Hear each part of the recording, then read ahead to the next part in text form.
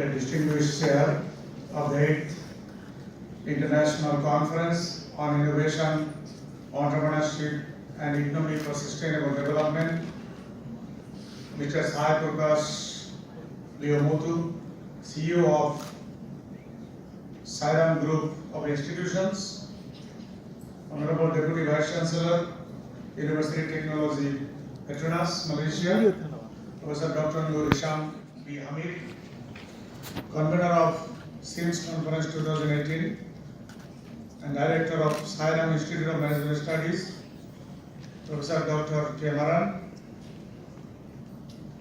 other guests, dignitaries, distinguished participants from different parts of the world, ladies and gentlemen, colleagues, good morning to everyone. I am very much delighted to be here today and really excited to see a large number of professors and scholars in this international conference who came from different places of the world.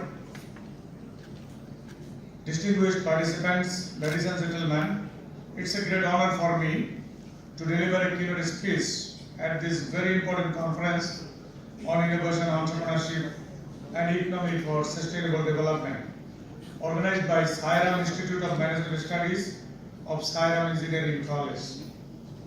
I would like to first congratulate the SIMS Authority for the excellent arrangements for this conference and for their warm hospitality. I trust all the participants are enjoying your stay in Tamil Nadu of India. I also would like to thank the Sairam Engineering College and especially the principal and Sairam Institute of Technology for supporting the organization of this conference, and also would like to organize the great efforts of SIMS colleagues who have worked very hard to prepare for this international conference, particularly in conceptualizing its substance. Today, as requested by the organizers, let me first start with a brief report on resources used by the world community. I then would like to discuss how the innovation and entrepreneurship have impacted on the sustainable development of an economy. I hope to elaborate on these issues further during the panel discussions following this keynote speech. Dear participants, the economic growth of a country often depends on a number of factors like availability of natural resources, rate of capital formation, favorable capital output ratio, technological progress, dynamic entrepreneurship, rate of growth of population, conditions of social overheads such as education, health, and various non-economic factors. In 1960s, Cattle and Butcher found that 7% world populations live in USA and they consume 43% world's wealth, while 55% populations live in Asia and enjoy only 16% resources of the world. At present, just 5% of the world's population live in USA, consuming 23% of the energy of this world. That is really extravagant. Imagine if you waste 5 times more gasoline or 5 times more food or produce 5 times more garbage, your neighbors wouldn't be very happy. Yet, that is what we are doing. The difference is mainly because of the ownership of the natural resources.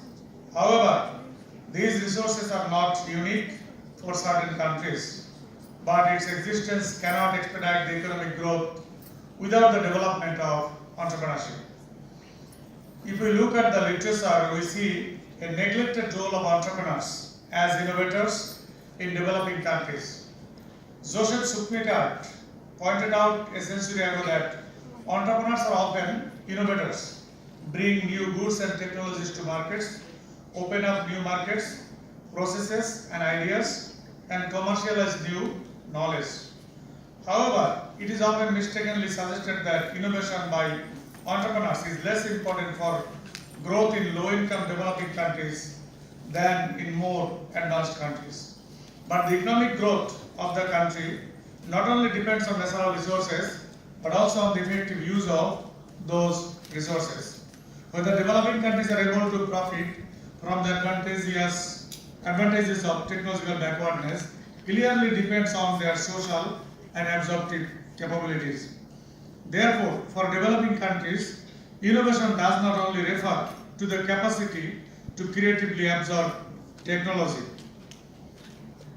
Potter in 1960 said that the working economic assets of a society do not depend only on the natural resources, but also upon the effectiveness with which resources are converted into energy or production capacity on goods, and even upon the use which is made economic productivity by value addition needs innovative human resources. They are the ones who convert resources into economic productivity with the help of their knowledge, experience, and initiatives are the entrepreneurs in any country.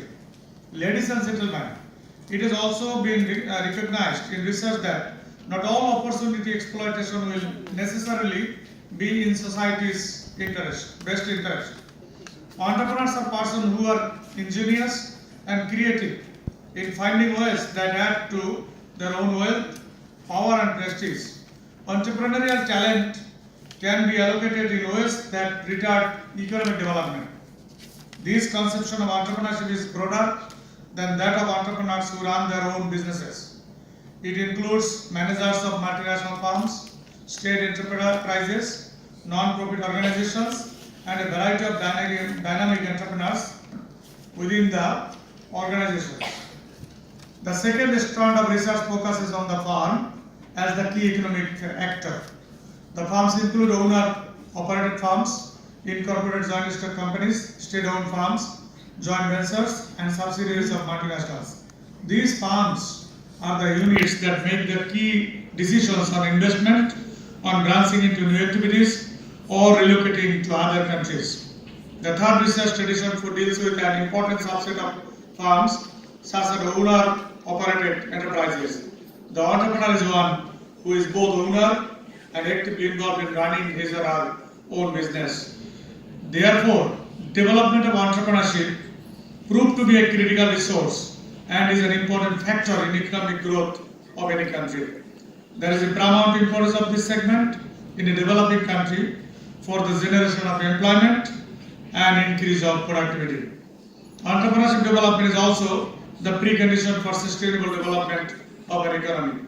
A society may have people who have knowledge, experience, money, management, capability, etc. But if they do not have the motivation to initiate new ventures, these resources will not create any value for the society.